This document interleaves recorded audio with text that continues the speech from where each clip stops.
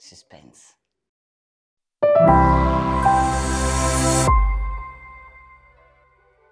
Je suis Coralie Marquisio et je suis aujourd'hui créatrice de contenu spécialisée dans le SEO et les analytiques, et je travaille pour un cabinet de consulting en développement durable.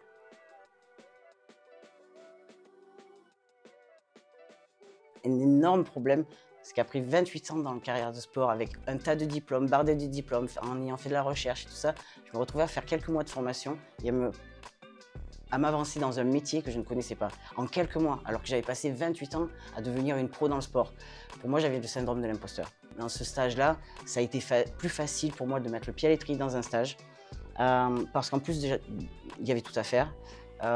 J'avais personne sur mon dos, j'étais seul maître à bord, j'avais carte blanche, donc ça a été, pour moi, ça a été une belle introduction pour pouvoir mettre le pied à l'étrier et essayer de me rendre compte que j'étais capable de faire des choses et de mettre en place les outils que j'avais appris à Catschool.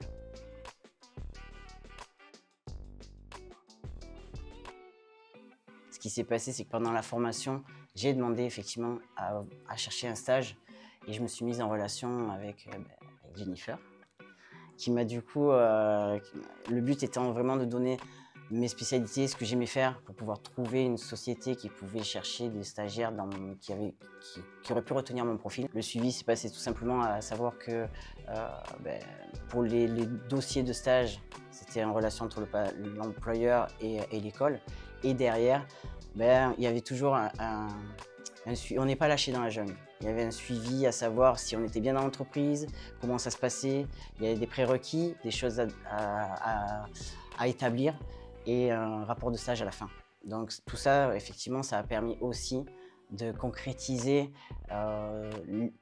mon savoir-faire.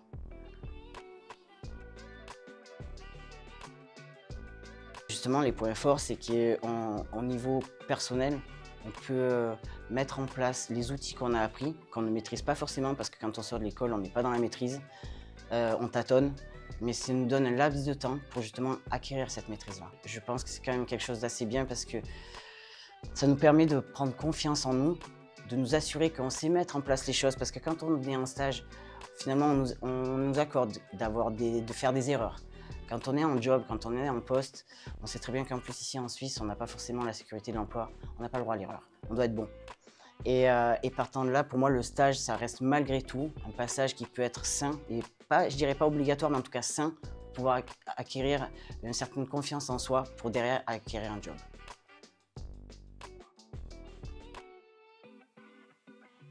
Je dirais que tout ce qui est soft skills, c'est vraiment la résilience, c'est vraiment arriver à se remettre en question, l'adaptation, pouvoir être conscient de ce qu'on sait faire ou de ce qu'on ne sait pas faire, et finalement, des fois même, on va dire, j'ai appris à lutter contre moi-même, à lutter contre mes croyances. Après, tout ce qui est hard skill, pour moi, c'est carrément du 100%. Parce que, encore une fois, je viens du sport, j'ai pas du tout les ordinateurs. Si je pouvais en casser un par jour, j'aurais en cassé un, parce que si ça ramait un peu trop, j'avais pas du tout de patience avec les ordinateurs. Il s'avère qu'aujourd'hui, je passe toute ma journée derrière un ordinateur. Donc, j'ai envie de dire, pour moi, hard skill, c'est du 100%. Je me suis refait moi-même. C'était défragmenté, refragmenté.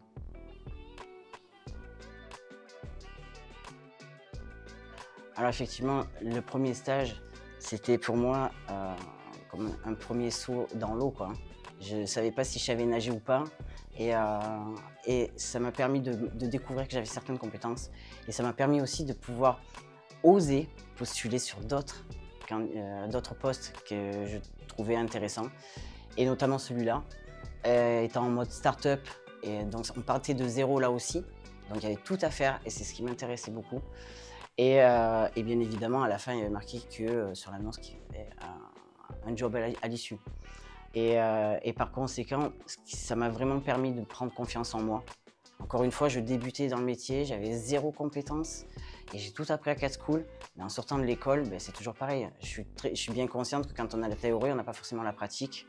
Et quand on n'est pas à l'aise, parce qu'on n'a pas confiance en soi, parce qu'on a tout perdu, on recommence très tardivement à notre métier, c'est compliqué.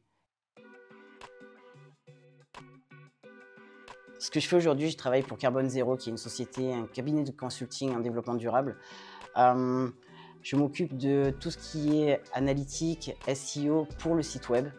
Et en même temps, je m'occupe aussi en tant que community manager de développer les réseaux sociaux parce que c'est une société qui démarre en mode start-up. Aujourd'hui, on doit créer une communauté, on doit faire connaître Carbone Zero.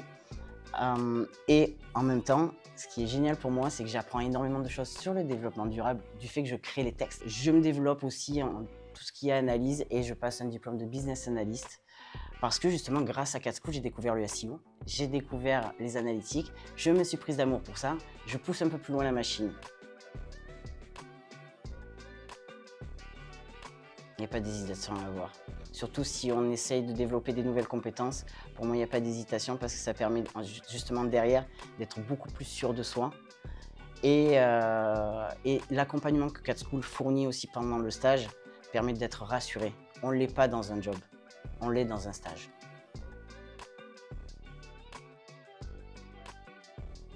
Productif, motivant, rassurant. Merci beaucoup.